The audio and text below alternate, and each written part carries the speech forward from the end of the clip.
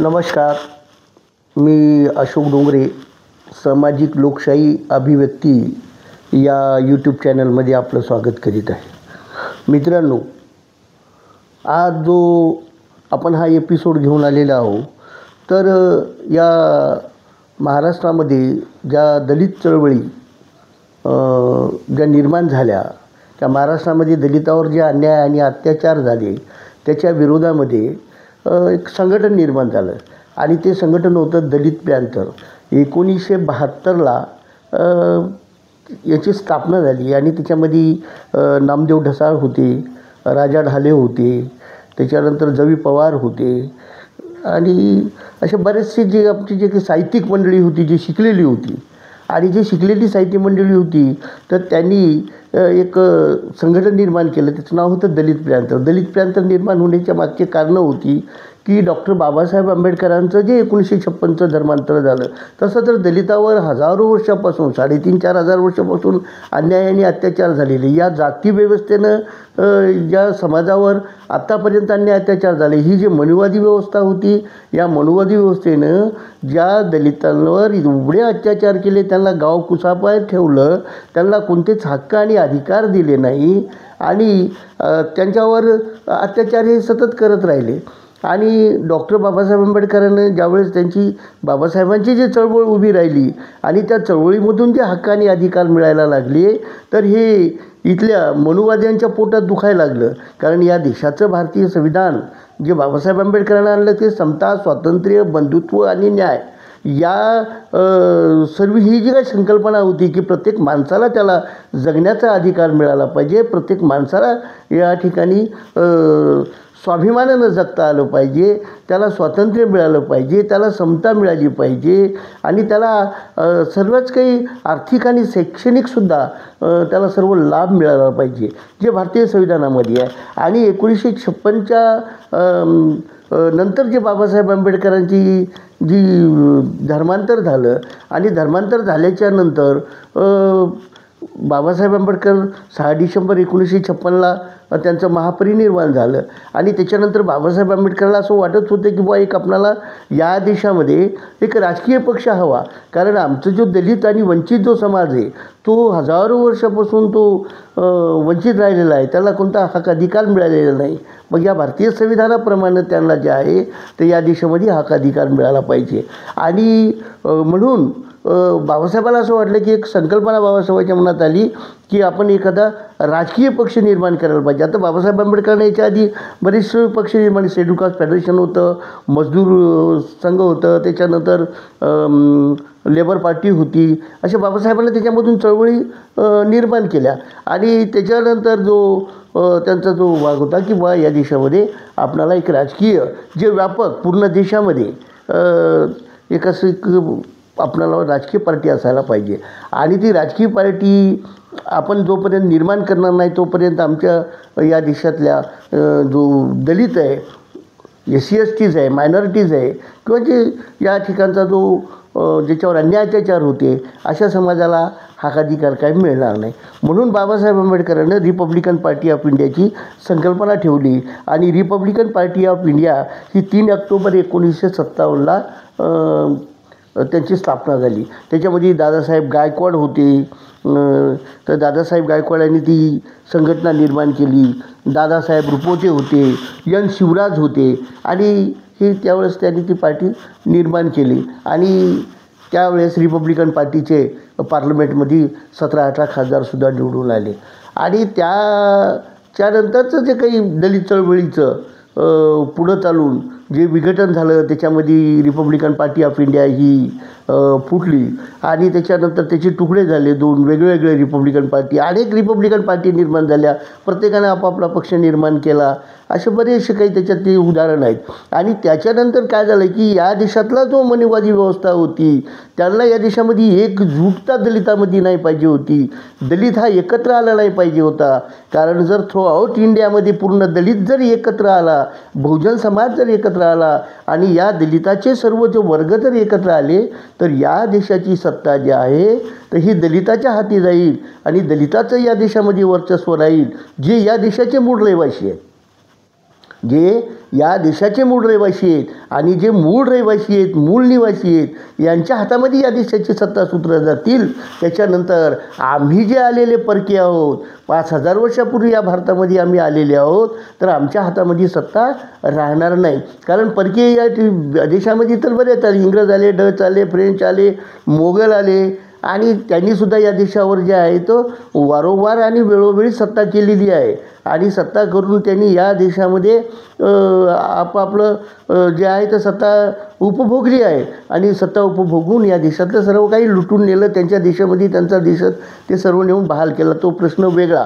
पण प्रश्न असा आहे की दलिताला इंग्रजाची सत्ता आली तरी काय अधिकार म्हणजे मिळाले नव्हते. मग बाबासाहेब आंबेडकरांनी ते अधिकार देण्यासाठी जे काही संघर्ष केला आणि बाबासाहेबांनी जे कष्ट घेतले तर त्या अंतर्गत हे दलितांना जे त्याच्यामध्ये हक अधिकार मिळाले आणि त्याच्यानंतर बौद्ध धर्माची दीक्षा दिली आणि बौद्ध धर्माची दीक्षा दिल्याच्या नंतरचा जो भाग होता तर ते उच्चवर्णीयाच्या पोटात दुखायला लागलं आणि त्याच्यानंतर बरेचसे काही दलितावर अन्याय व्हायला लागले, अत्याचार व्हायला लागले आणि अत्याचार हे होत असताना ही जे त्यावेळची युवा पिढी होती, यंग पिढी होती, जे साहित्यिक होते किंवा जे विद्यार्थी होते कॉलेजमधले आणि हे एकत्र आले आणि त्यांनी या ठिकाणी जसं की अमेरिकेमध्ये एक ब्लॅक पॅन्थर नावाची जी संघटना होती त्याचप्रमाणे या महाराष्ट्रामध्ये त्यांनी दलित पॅन्थर नावाची संघटना केली, ज्याच्यामध्ये अरुण कांबळे होते, राजा ढाले होते आणि नामदेव ढसाळ होते. आणि त्यांनी जे इथलं जे विद्रोही साहित्य ज्याला म्हणतो आपण ते जे त्यांनी जे निर्माण केलेलं जे दलित साहित्य आहे आणि त्या दलित साहित्याची जी जोड आहे ती ही जगात कुठंच नाही आहे. कारण त्याची अमेरिकेने सुद्धा त्या ठिकाणी दखल घेतलेली होती. डॉक्टर यांची जे दलित साहित्य आहे तर या दलित साहित्याची अमेरिकेने सुद्धा दखल घेतलेली होती. त्याचे जे प्रयोग आहेत ते हे अमेरिकेमध्ये सुद्धा झालेले आहेत. तर आता नामदेव ढसाळ एक असं व्यक्तिमत्व आहे, नामदेव ढसाळ एक असं व्यक्तिमत्व होतं की ज्यांनी दलित साहित्याच्या याच्यामध्ये म्हणजे बरंचसं त्यांचं जे एक मुलांचं त्याच्यामध्ये योगदान आहे आणि जे मुलाचं योगदान आहे तर त्यांनी दलित साहित्य त्यांच्या जे कविता आहेत.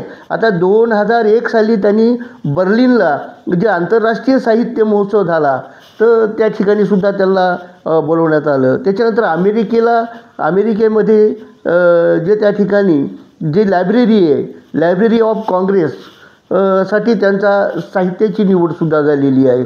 आणि 1972ला त्यांनी गोलपिटा जी पहिली कविता संग्रह दिन प्रसिद्ध झालेला आहे. 1975ला मूर्ख म्हाताऱ्याने डोंगर हलवले ही सुद्धा त्यांची कविता आहे. त्याच्यानंतर त्यांनी 1978ला प्रियदर्शिनी इंदिरा गांधी ही कविता आहे. त्याच्यानंतर तुम्ही यथा कंची हे सुद्धा त्यांचं आहे 81चं. त्याच्यानंतर 1963ला त्यांनी खेळ आणि मी मारले सूर्याच्या रथाचे 7 घोडे आणि 1995ला या सत्तेत जीव रमत नाही आणि गांडूबकीच्या कादंबरीचं लेखन केलेलं आहे. त्याच्यानंतर त्यांनी नाट्यलेखनसुद्धा केलेलं आहे. तर असा एक महान साहित्यिक आणि तो जो महान साहित्यिक नामदेव ढसाळ तर यांना जे आहे तर या महाराष्ट्र सरकारनं, भारत सरकारनं पद्मश्री पुरस्कारसुद्धा दिलेला आहे 1999ला आणि गोलपिठ्यालासुद्धा महाराष्ट्र राज्य पुरस्कार मिळाला 1972ला.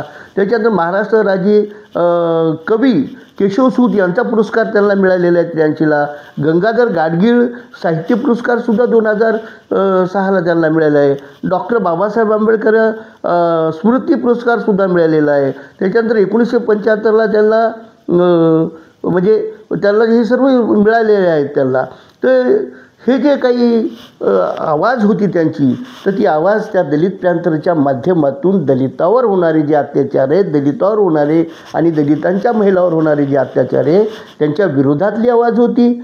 एक विद्रोह होता आणि त्याच्यामध्ये की आम्हाला स्वाभिमानानं जीवन जगता यावं, आम्हाला जे आहे ते या देशामध्ये समता स्वातंत्र्य आणि बंधुभावानं जीवन जगतात यावं, आणि हे लोक आमच्यावर हिंसा करतात, आम्हाला जगू देत नाहीत. म्हणून ती दलित प्रांत नावाची संघटना पुढं आली आणि त्या दलित प्रांत नावाच्या संघटनेचं 1972 ते 1980पर्यंत जे इतकं जबरदस्त त्यांची हवा होती, वारं होतं की कुठेही दलितावर जर अन्याय अत्याचार झाला तर ही दलित प्रांत ही आक्रमक व्हायची आणि दलितावर अत्याचार होणारे जे काही नराधम होते का जे काही दलितावर अत्याचार करणारी जी मंडळी होती तर त्या मंडळीला रोखण्याचं काम या दलित प्रांतच्या माध्यमातून झालं. आणि ह्या चळवळीला पुढं नेण्यासाठी ज्या दलितामध्ये त्याचं फार मोठं एक म्हणजे दलित प्रांताची एक संघटना अशी ताकद निर्माण झाली आणि त्याचे अत्याचार अन्याय हे कमी झाले. नंतर ते नामांतरामध्ये 1978ला वगैरे जे नामांतराच्या लढ्यात जे मराठवाड्यामध्ये जो मराठवाडा पेटला होता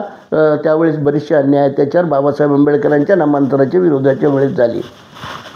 तर अशा प्रकारे जे नामदेव ढसाळने जी संघटना निर्माण केली आणि दलितावर अन्याय अत्याचार होऊ नये आणि त्याच्यामधून जे दलित साहित्याची जे जडणघडण आहे की ती कशासाठी निर्माण केली की माणूस जो आहे तो कशा कष्टामध्ये जगतो, कशा गुलामीमध्ये जगतो आणि आज त्यांची काय बेहाल आहेत, त्या माणसाची जीवन कसं हालाकीचं आहे, त्याच्यामध्ये दलित समाजाचं आणि ते बरेचसे जे काही बहुजन समाजाचे लोक आहेत तर हे सगळं व्यापक स्वरूप होतं त्यांचं किंवा माणसाच्या जीवनामध्ये कशा प्रकारचं आपणाला जे आहे तर हे जीवन जगता आलं पाहिजे. या माणसाला जे बाबासाहेबांना दिलेला जो संविधानाचा अधिकार आहे तर ह्या संदर्भामध्ये हे नामदेव ढसाळनं फार प्रखरपणे आणि फार चांगल्या पद्धतीनं, आता त्याच्यामध्ये काही शिवराळ भाषा वगैरे नाही आहे, पण आता शिवराळ भाषेचा प्रश्न आला तर कसं आहे की बरेचसे लोक म्हणतात की बुवा नामदेव ढसाळ यांच्या साहित्यामध्ये जो विद्रोहाची भाषा आहे ती शिवराळ भाषा आहे. अहो शिवराळ भाषा कोणत्याही प्रकारची नाही, कारण ही जी बोली भाषा आहे तर ही शिवराळ बोली भाषा आहे ती आजही बोलल्या जाते.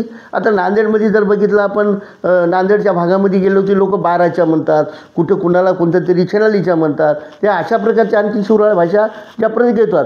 पण आता ती जी हा जो प्रश्न आहे तर त्याच्यामध्ये शिवराळ भाषा आहे अशा प्रकारचं लोकांचं त्याच्यामध्ये बरेचसे काही म्हणणं होतं. पण जे मोठे मोठे साहित्यिक आहेत त्याला माहीत होते की नामदेव ढसाळ जे आहे तर हे इतकं जबरदस्त आणि एवढं मोठं व्यक्तिमत्व आहे की ज्याच्यामधून दलित साहित्याची जी निर्मिती झाली त्या दलित साहित्यामध्ये एक विद्रोह निर्माण केला आणि त्या माणसाच्या खरोखर त्याचे जे पीडा आहे त्याचं जे दुःख आहे आणि त्या माणसाच्या त्याचा जो जगण्याचा जो अधिकार आहे तो त्याला खरोखर मिळाला का असं त्यांनी जी मांडणी केलेली आहे.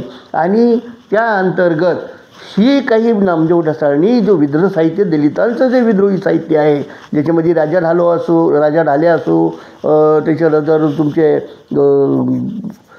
ढसाळ साहेब असो त्याच्यानंतर जवी पवार असो किंवा असे बरेचसे जे काही साहित्यिक आहेत तर या सगळ्या साहित्यिकांचं तर एक महेश बनसोड नावाचा दिग्दर्शक आहे आणि त्यांनी एक चित्रपट निर्माण केला की नामदेव ढसाळ यांच्यावर एक चित्रपट निर्माण केला.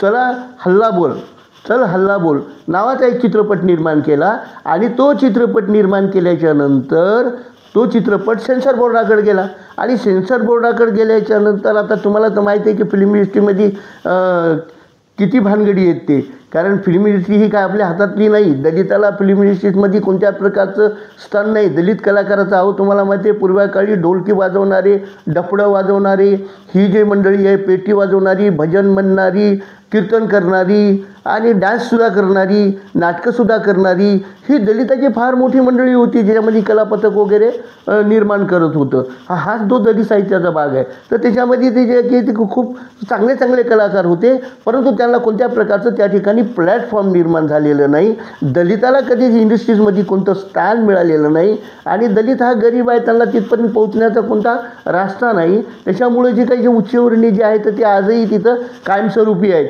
आणि जे मोठे मोठे दिग्दर्शक आहेत, मोठे मोठे जे डायरेक्टर आहेत, मोठे मोठे जे प्रोड्युसर आहेत तर हे जे प्रोड्युसर आहेत तर या प्रोड्युसरांनी त्या ठिकाणचं सेन्सर बोर्ड हॅक केलेलं आहे. सेन्सर बोर्डामध्ये त्यांचाच माणूस बसते. मग एखादा जर इंटरनेटचा पिक्चर असेल किंवा एखादा दुसरा कोणता जर हिंदी चित्रपट बनवायचा असेल ज्याच्यामध्ये मोठे मोठे कलाकार अमिताभ बच्चन, शाहरुख खान, सलमान खान असे मोठे मोठे चित्रपट बनवायचे असले आणि त्याच्यामध्ये जर अश्लील असेल काही समजा तर ते अश्लील असेल तर सेन्सर बोर्ड सहज पास करते. कारण सेन्सर बोर्डाचं कसं आहे की सेन्सर बोर्ड हे त्यांच्या ताब्यात आहे. तो करोडो रुपये 130 कोटी 140 कोटी 500 कोटी 1000 कोटी अशा प्रकारचे त्या ठिकाणी त्यांचं बजेट असते आणि त्या बजेटप्रमाणे सेन्सर बोर्ड मग ते त्यांचं सांगते की ठीक आहे सेन्सर बोर्डाच्या कात्रीतून तो चित्रपट सुटून जाते. परंतु त्या ठिकाणी त्यांचं फार मोठं आधिपत्य आहे आणि वर्चस्व आहे. तर अशा प्रकारचं जे सेन्सर बोर्डाचं आहे. आता सेन्सर बोर्ड निर्माण करण्याचं कारण काय होतं की इंग्रजाच्या काळामध्ये सेन्सर बोर्ड निर्माण करण्याचं कारण असं होतं की त्या ठिकाणी ज्यावेळेस जी काही स्वातंत्र्याची चळवळ चालवायची होती आणि स्वातंत्र्याच्या चळवळीच्या अंतर्गत ही चित्रपट एक मोठं माध्यम होतं आणि या चित्रपटातून नाटकातून कलेतून की त्याच्यामधून जे लोकांचं जनजागरण होत होतं. आपण गुलामीकडे आहोत, गुलामीमध्ये राहतो, आपण पारतंत्र्यात आहोत, आपल्यावर इंग्रजांच्या लोकांचं राज्य आहे, आपल्यावर निजामांचं राज्य आहे. ते अशा प्रकारचं समजा त्या चित्रपट एक फार मोठं माध्यम आहे आणि त्याच्यामधून लोक फार लवकर प्रभावित होत होते. म्हणून आपल्या विरोधात बंड होऊ नये म्हणून इंग्रजांनी सेन्सर बोर्ड काढलेलं होतं. पण आता ते सेन्सर बोर्डचे आताच भारत स्वातंत्र्य झाला, माणसाला डॉक्टर बाबासाहेब आंबेडकरांनं प्रत्येक देशातल्या माणसाला अभिव्यक्तीची स्वातंत्र्य दिलेली आहे आणि जे अभिव्यक्ती स्वातंत्र्य मिळाल्याच्या नंतर आज सेन्सर बोर्डाची काय गरज आहे, सेन्सर बोर्डाची काय आवश्यकता नाही. पण सेन्सर बोर्ड आहे. सेन्सर बोर्ड कशाला आहे? सेन्सर बोर्डाची आवश्यकता नाही आहे.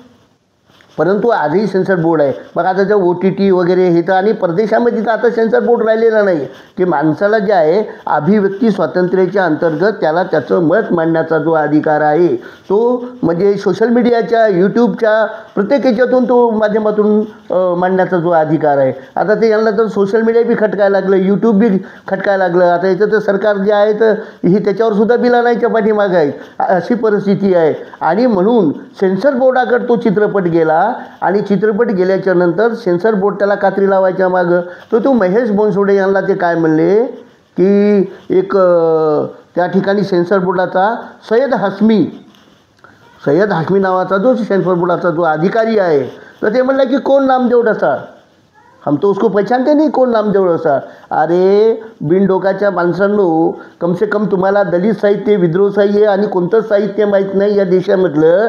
ज्यावेळेस तुम्ही त्याचं वाचन करत नाही अशी अडाणी माणसं ज्यावेळेस सेन्सर बोर्डावर बसतात तर त्यांना नामदेव ढसाळ काय माहीत होणार आहे, बाबासाहेब काय माहीत होणार आहे, त्याला दलित लोकांचं साहित्य काय माहीत होणार आहे. आणि अशा लोकांना त्या ठिकाणी बसवतात आणि त्या ठिकाणी मग ते कोण नामदेव ढसाळ, कोण जवी पवार, कोण असं अशा प्रकारचे ते सांगतात ते. कारण त्यांना हे जे कारस्थानं जे करायचे आहेत तर हे जे दलित साहित्यामधलं जे ज्यांनी नामदेव ढसाळला असो की राजा ढालेनं असो की अरुण कांबळे असो की ह्या ज्या लोकांनी निर्माण केलेलं जे दलित साहित्य आहे हे लोकांपर्यंत पोहोचू नये, त्याला कात्री लागायला पाहिजे. दलिताची चळवळ लोकांना माहीत होऊ नये, ती निर्माण होऊ नये आणि हे अशा प्रकारचे त्यांचे कट कारस्थान असतात. आणि जे खरं काय आहे, सत्य काय आहे हे लोकांपर्यंत जाऊ नये अशा प्रकारचं त्यांचा त्या ठिकाणचे हातखंडे असतात.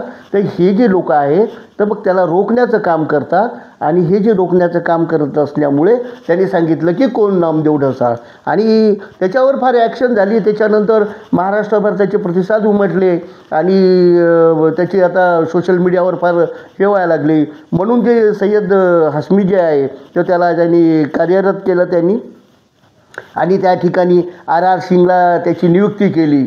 आणि स्वागताची गोष्ट आहे, चांगली गोष्ट आहे की सरकारनं तेवढी तरी दखल घेतली. म्हणून जो नामदेव ढसाळ यांच्या जीवनावर आधारित, त्याच्या चळवळीवर आधारित, दलित साहित्यावर आधारित, विद्रोही दलित साहित्य आधारित असा जो चित्रपट निर्माण केलेला आहे तो रिलीज झाल्याच्या नंतर आपण अवश्य पहा. आणि त्यांनी जे मांडणी केलेली आहे महेश बनसोडेने तर ती आपण अवश्य बघा. आणि जो आपला चित्रपट आहे ज्याच्यामध्ये आपल्या व्यथा मांडलेल्या आहेत तो असा चित्रपट पाहायला काही हरकत नाही. आणि आपण जे येणाऱ्या ज्या ते का सिनेमागृहामध्ये जाऊन तो आपण चित्रपट अवश्य पाहायला पाहिजे. आणि हे जे अशा प्रकारचे जे चित्रपटाला रोखणारे माणसं आहेत यांचा आपण निषेधच करायला पाहिजे.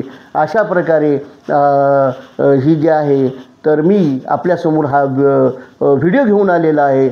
आणि हा जो एपिसोड आपल्याला जर समजा आवडला असेल तर मला जास्तीत जास्त लोकांपर्यंत तुम्ही शेअर करा, त्याला लाईक करा, त्याला पोहोचवा. हीच माझी विनंती. हा माझा जर एपिसोड आपल्याला आवडला असेल तर आपण याला लाईक करा. नमस्कार, धन्यवाद.